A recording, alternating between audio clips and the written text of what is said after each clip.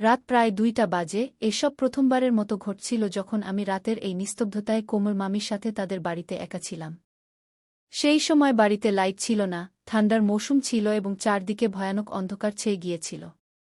এই অন্ধকারে কোমল মামির সুন্দর চেহারা আরও বেশি উজ্জ্বল দেখাচ্ছিল, আর কোমল মামি খুব গভীর ঘুমে ঘুমিয়েছিলেন। মামিকে সেখানে ঘুমাতে দেখে এবং এভাবে শান্তিতে ঘুমাতে দেখে আমার মনে এক ধরনের আলোড়ন অনুভূত হল। ঠিক তখনই আমার ভেতর এক অদ্ভুত ধারণা জন্ম নিতে শুরু করল এবং সেই মুহূর্তেই আমার মাথায় একটি চিন্তা এল।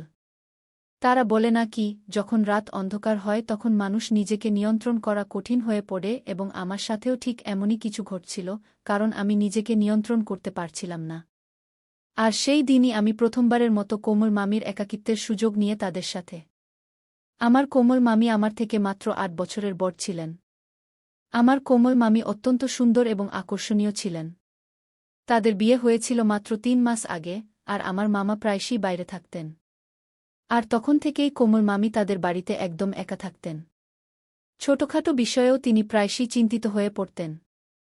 আর যখনই কোমল মামি আমাকে কল করতেন, আমি সুযোগের সন্ধানে ছুটে যেতাম, কারণ আমার কোমল মামির কথা সব সময় শুনতে আমার ভালো লাগত না।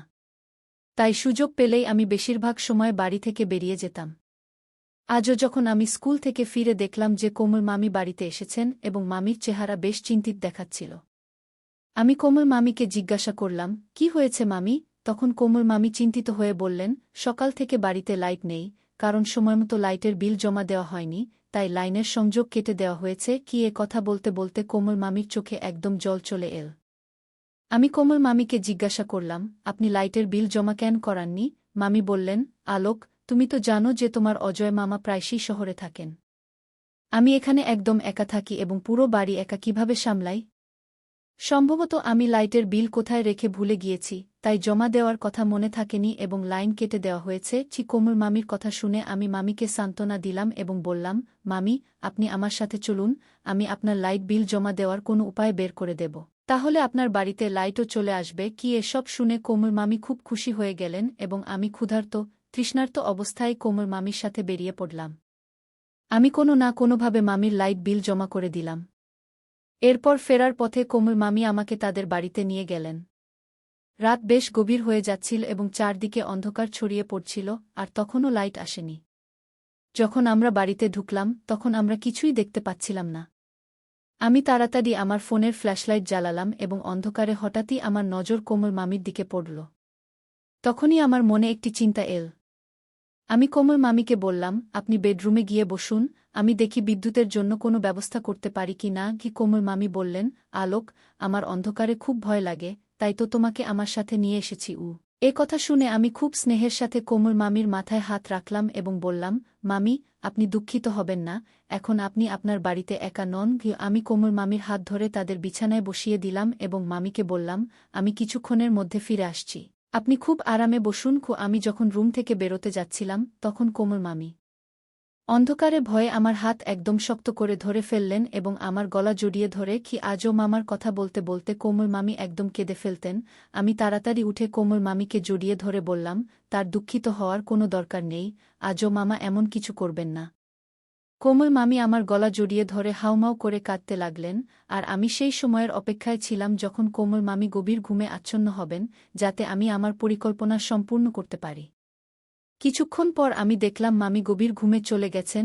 সবুজ রঙের শাড়িতে ঘুমন্ত মামি দেখতে পরীর মতো লাগছিল, আর তাকে দেখে আমার মন একদম নিয়ন্ত্রণ হারিয়ে ফেলছিল। আমি যত দ্রুত সম্ভব আমার উদ্দেশ্য সাধন করতে চেয়েছিলাম, আর তারপর আমি কোমল মামির একাকিত্বের পুরো সুযোগ নিতে চেয়েছিলাম। সেই পুরো রাত আমি কোমল মামির বাড়িতেই কাটালাম। মামি পাউডারের প্রভাবে খুব গভীর ঘুমেছিলেন, আর আমি সেই সুযোগে আমার ইচ্ছা পূরণ করলাম। সকালে আমি নিজেকে খুব ক্লান্ত অনুভব করছিলাম, আর তারপর আমি কোমল মামির বিছানায় শুয়ে পড়লাম। সকালে চোখ খুলে দেখলাম কোমল মামি উঠে গেছেন আর খুব রেগে আমার দিকে তাকিয়ে আছেন। আমি জিজ্ঞেস করলাম, কি হয়েছে মামি, আপনি আমাকে এভাবে তীর্যক দৃষ্টিতে কেন দেখছেন? এক মুহূর্তের জন্য আমার মনে হল, কোমল মামি কি জানতে পেরেছেন যে আমি গত রাতে তার সাথে কি করেছি? কোমল মামি বললেন, অর্ধেক দিন চলে গেছে আর আলোক, তুমি এখনো ঘুমোচ্ছ? তাড়াতাড়ি উঠো আর বাড়ি চলে যাও, দিদি তোমার জন্য চিন্তা করছেন। আমি একটু মুখ ভার করে বললাম, এখন বাবা আমার থেকে কি কাজ নেবেন? শুধু এটা সেটা কাজ বলে বিরক্ত করেন। আমি কি কারো বাড়ি গেছি? আপনি তো আমার মামি। এ বলে আমি কোমল মামির হাত ধরে টেনে আমার পাশে বসালাম। কোমল মামি বললেন, বেশি আদর দেখানোর দরকার নেই, আমি সব জানি। রাতে তুমি আমার বিছানায় কেন ঘুমিয়েছিলে আলোক?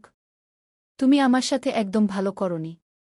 আমার বাড়িতে আরও রুম আছে, না হয় তুমি লবিতে ঘুমাতে পারতে।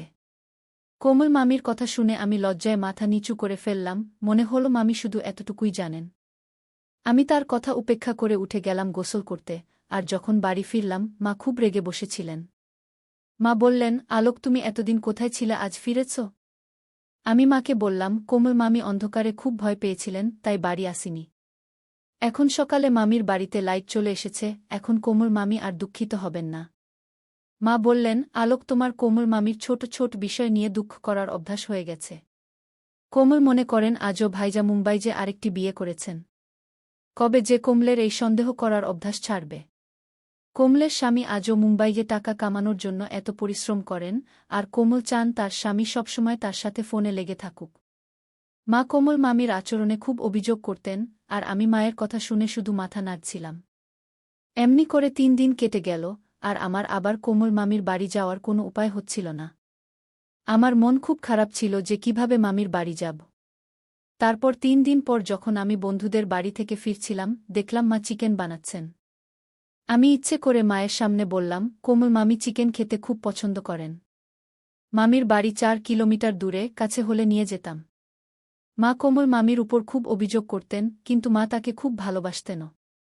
এ কথা শুনে তারও একটু দয়া হলো যে মামি তো চিকেনের দিওয়ানা। মা একদম বলে উঠলেন, কোমল মামির বাড়ি তেমন দূরে নয়, আলোক গাড়ি নিয়ে যাও, 1 মিনিটও লাগবে না, আর তোমার কোমল মামিকে দিয়ে আসো। আমি আমার সুযোগের সন্ধানে ছিলাম, ইচ্ছে করে একটু অনিচ্ছা দেখিয়ে বললাম, ঠিক আছে মা, আপনি বেঁধে দিন, আমি মামিকে চিকেন দিয়ে আসি। মা তাড়াতাড়ি টিফিন প্যাক করে দিলেন, আমার মন খুশিতে ভরে গেল। আমি কোমল মামির বাড়ি পৌঁছালাম, মামি রান্না করতে যাচ্ছিলেন, চিকেনের টিফিন দেখে তিনি খুব খুশি হলেন, আর আমাকেও খেতে বললেন। আমি সঙ্গে সঙ্গে তার সাথে বসে গেলাম, আর আমরা দুজনে মিলে চিকেন খেলাম। আমি কফির অর্ডার দিলাম, আমি তো আমার বাড়ি ফিরে যাওয়ার কোনো চিন্তাই করছিলাম না। বেশ কিছুক্ষণ পান করার পর আমরা মোবাইলে গেম খেলা শুরু করলাম। আমি ফোন করে মাকে বলেছিলাম যে কমল মামি আমাকে জোর করে তার বাড়িতে আটকে রেখেছে, যদিও কমল মামি আমার সাথে এমন কোনো কথা বলেনি। আমি মামিকে বললাম, আপনি দিন দিন এত পাতলা হয়ে যাচ্ছেন, আপনি বেশি করে খাবার পানি খান না কেন? কমল মামি বললেন, রোজ জুস খাওয়ানোর মতো কেউ নেই। আমি কমল মামিকেও বললাম, ঠিক আছে, এখন থেকে এই দায়িত্ব আমার। তারপর আমি আনার জুস এনে নিজে মামিকে দিলাম এবং তাতে নেশার পাউডার মিশিয়ে কমল মামিকে দিয়ে দিলাম। কমল মামি খুব স্নেহের দৃষ্টিতে আমার দিকে তাকিয়ে বললেন, আলোক, তোমার মতো ছেলে সবার হওয়া উচিত।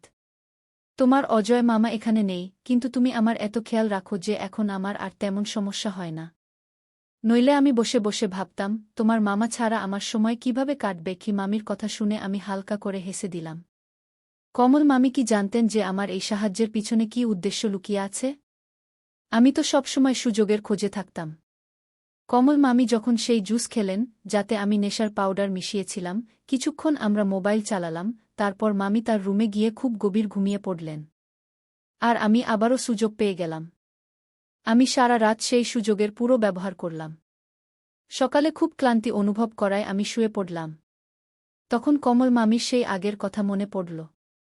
আমি ইচ্ছে করে সেখান থেকে উঠে নিচে চাটাই পেতে শুয়ে পড়লাম, যাতে কমল মামির কোনো সন্দেহ না হয়। পরের দিনও আমি সকালে অনেক দেরি করে উঠলাম। যখন উঠলাম, কমল মামিও আমার সাথে উঠে পড়লেন। মামি বললেন, আলোক, তুমি রাত এখানে আমার বাড়িতেই কাটিয়ে দিয়েছ? তোমার মা খুব চিন্তিত হবেন। আমি বললাম, না মামি, আমি মাকে ফোন করে বলেছি, তাদের কোনো টেনশন নেই। মা নিশ্চিন্তে বাড়িতে আছেন।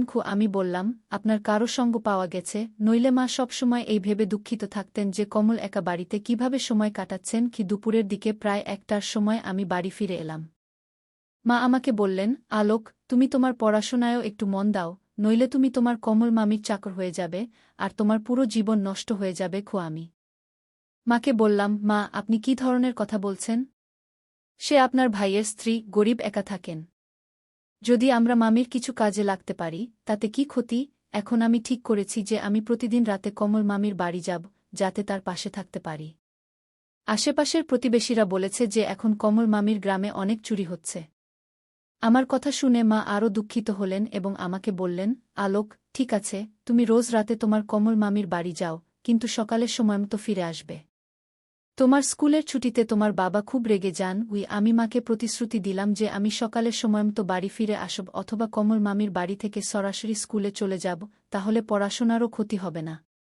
আমি কমল মামির মাথায়ও এই কথা ভালো করে ঢুকিয়ে দিয়েছিলাম যে তার গ্রামে এখন লুটেরা চোর বেশি ঘুরছে।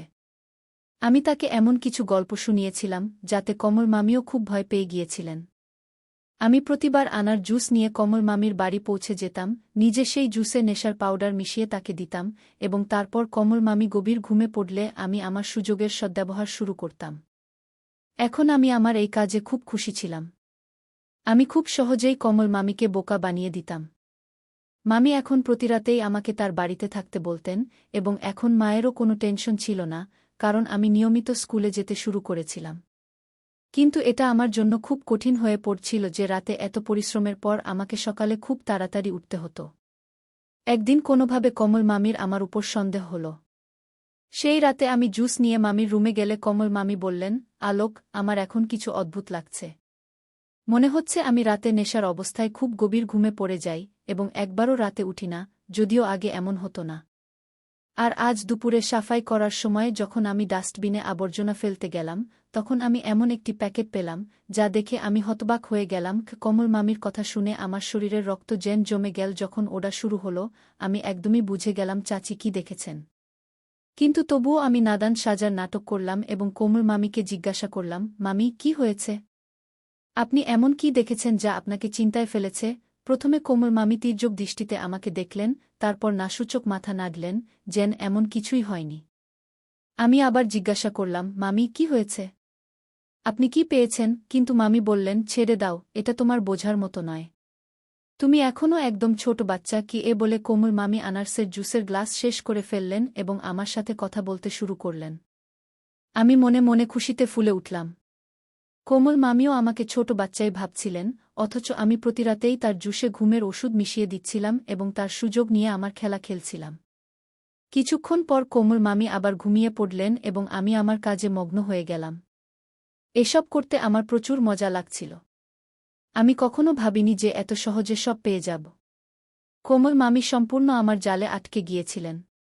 তিনি কখনো আমার উপর সন্দেহ করেননি, আর বুঝতেও পারেননি যে আমি তার জুসে ওষুধ দিচ্ছি। কিন্তু একদিন কোমল মামি বললেন, দুপুরে পাশের আঁটি এসেছিলেন, তিনি খুব অদ্ভুত কথা বলছিলেন। আমার তো তার কোনো কথাই ঠিকমতো বোঝা যাচ্ছিল না। কি কোমল মামির কথা শুনে আমি হতভম্ব হয়ে বললাম, কোনো আঁটি এসেছিলেন? তিনি কি বলছিলেন? কোমল মামি বললেন, সে আঁটি বলছিলেন যে রাত 1-2টায় আমাদের বাড়ির জানালা দিয়ে তিনি কিছু অদ্ভুত দেখেছেন। তার মনে হচ্ছে আমাদের বাড়িতে কোনো ছেলে এসেছিল। কি কোমল মামির কথা শুনে আমার হুঁশ উড়ে গেল, কারণ গতরাতে আমি আমার বন্ধুদের কোমল মামির বাড়িতে ডেকেছিলাম এবং সবাই মিলে তার ঘুমের পূর্ণ সুযোগ নিয়েছিলাম। আমার জানা ছিল না যে কোমল মামির কোনো নতুন পাড়-প্রতিবেশী আঁটি এত রাতেও তার বাড়ির দিকে তাকিয়ে থাকবেন। কিন্তু এখন ধরা পড়ার ভয়ে আমি কোমল মামিকে বললাম, আপনি আশেপাশের মহিলাদের বাড়িতে আসতে দেবেন না। আঁটি জানেন আপনি বাড়িতে একা থাকেন, তাই এমন কথা বলছেন। কালকে আপনার চরিত্র নিয়ে কথা শুরু করবেন, তখন আপনি কি করবেন? আপনি আগেই রাগ করে তাকে বলে দিন, আমার বাড়ির দিকে তাকিয়ে থাকবেন না। আমার কথা শুনে কোমল মামি খুশি হয়ে বললেন, আলোক, তুমি ঠিক বলছ। আজ যদি আঁটি বলে কেউ এসেছিল, কালকে বলবে আমার বয়ফ্রেন্ড এসেছিল। তখন আমি কি করব? কোমল মামির মনে কথা ভালোভাবে বসে গেল। আমি তাড়াতাড়ি তার কাঁধে হাত রেখে বললাম, কোমল মামি, আপনি জানেন না, আজকালকার সময় খুব খারাপ। আশেপাশের লোকেরা ঘর সংসার নষ্ট করতে চায়। কোমল মামি আমাকে ধন্যবাদ দিলেন এবং বললেন, আলোক, তুমি আমাকে সঠিক কথা বলেছ। এখন আমি এই আঁটিদের বাড়িতে আসতে দেব না। আমি কোমল মামির কথা একটু হেসে দিলাম। আমার বোকা কোমল মামি আমাকে অন্ধভাবে বিশ্বাস করছিলেন, আর এটাই আমার কাজে লাগছিল। সেই দিনের পর থেকে কোমল মামি আঁটির সাথে কথা বলা বন্ধ করে দিলেন। কোনো সমস্যা সমাধানের জন্য শুধু আমি কি পড়তে যাচ্ছি আমি কিছুই বলিনি মামি, আমি আমার বন্ধু রোহনের সাথে পরীক্ষার প্রস্তুতি নিতে চেয়েছিলাম।